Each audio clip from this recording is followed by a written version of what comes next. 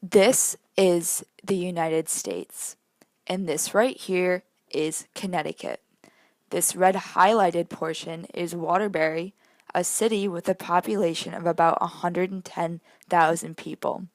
Waterbury sits just 33 miles outside of Hartford, Connecticut's capital, but honestly, it's pretty much a shithole.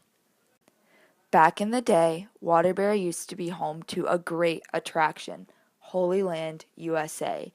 Holy Land was a theme park inspired by different passages from the Bible itself and included attractions like a Garden of Eden and a replica of biblical era Jerusalem.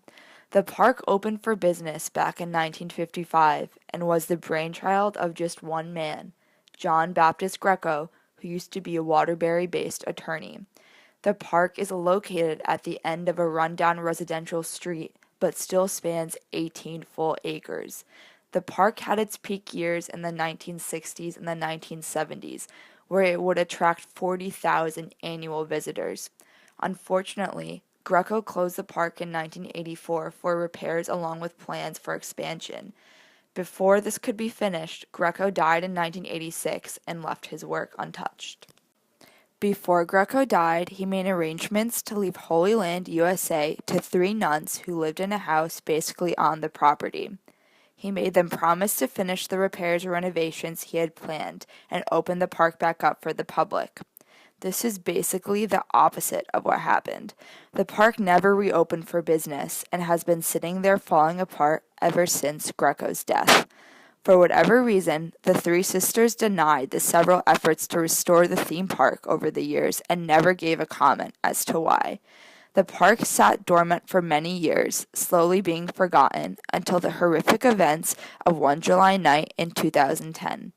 A local 16-year-old girl was raped and murdered at the foot of what used to be one of Holy Land's greatest attractions, a wooden cross that stood over 50 feet tall and could be seen for miles. These events, as horrific as they may be, brought Holy Land back into the spotlight.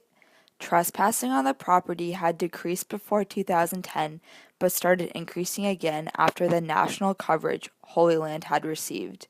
In 2013, current mayor of Waterbury, Neil O'Leary, purchased the site from the three sisters with plans to clean up the park and give it a new life as a community effort. The only main change Holy Land has received after switching ownership was the installment of a new cross in 2013. This new cross replaced the once iconic wooden one and is even bigger. It lights up every night without fail and can be seen passing by on the nearby freeway. Once again, Holy Land is just kind of sitting there. I've been several times over the past years, even with my friends, and really nothing has changed. A few of them had some things to say about that.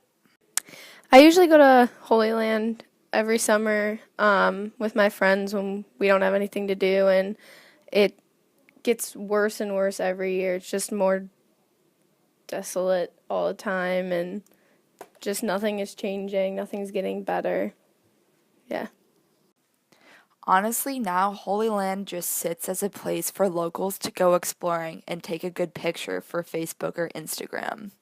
It once again sits as a decrepit park in the middle of a shithole city with no hope in its bleak future.